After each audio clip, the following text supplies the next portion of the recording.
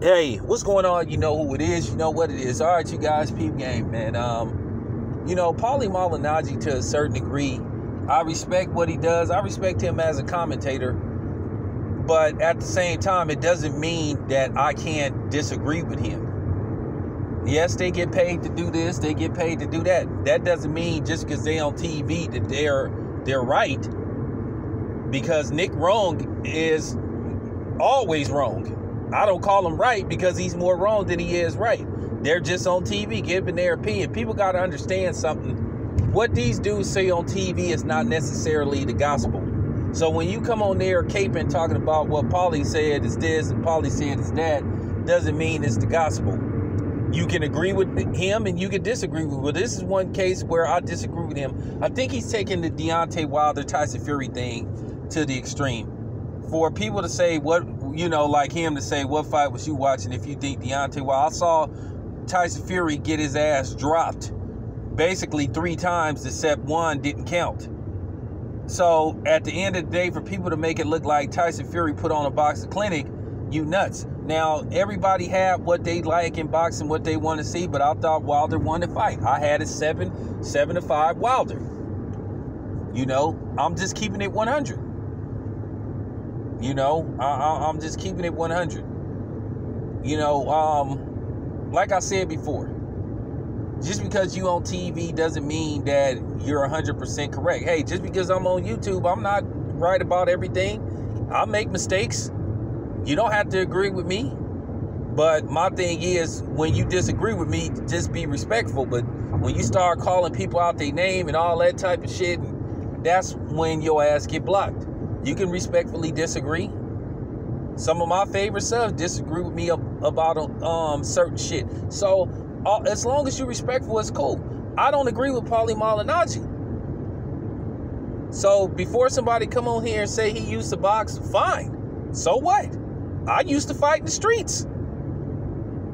And the difference between fighting in the streets versus fighting in a ring, there ain't no fucking referee. There ain't no 10 rounds. You fight until somebody can't go anymore. You know what I'm saying? And anything goes.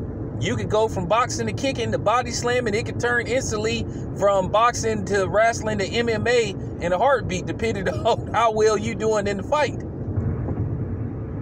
Okay? So, it is what it is when it comes to Paulie malignaggi, but I think he's taking this thing a little too far. For him to sit up there and say Tyson Fury going to ESPN was a power move, that was more, a lot of people think it was more of a coward move, because it's like this. It was no reason for him to go to ESPN. He buying protection, he buying time. And to say that Deontay Wilder need to build up his status, that's just a blatant fucking lie. I was at Manny Pacquiao, Adrian Broner. Everybody was asking to take pictures with Deontay Wilder. Everybody knows who Deontay Wilder is. His popularity is growing. It's getting to the point to where he's gonna become a household name. Whether you like it or not, people are starting to say, who is this Wilder guy? I'm hearing people ask me, who is this Deontay Wilder guy? I say he's the heavyweight champion. Okay? So that's a lie about him not being popular enough. Look, Tyson Fury just don't want to do that over again. Now, like I said before, people can defend Ward and his ignorant comments because they was ignorant, and that's basically the bottom line. And people can protect him who didn't even like him at first, and you know who those dudes are. Failed actors / steroid users. You know what I'm saying? And a lot of and other people and dog rapists. So where did those newfound Andre Ward fans come from? Just fake. They the ones that put out a fake narrative and shit. Because like I said, they want people to watch their videos and shit. But at the end of the day,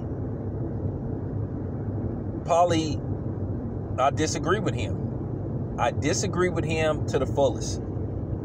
I think you going overboard when you say some shit like Tyson Fury was robbed. He wasn't robbed. it was a close fight that could have went either way. It was just like the Lara fight. You know, it was just like the Charlo versus, you know, Harrison fight. Okay? It could have went either way. But when you start saying robbery and all that type of shit, you kind of going overboard. And I know it's the media's job and sometimes the commentary's job to put a fake narrative out there for the fans. But at a certain time, you taking a risk at people thinking like, hey, man, you got an agenda. You pushing one thing a little too hard.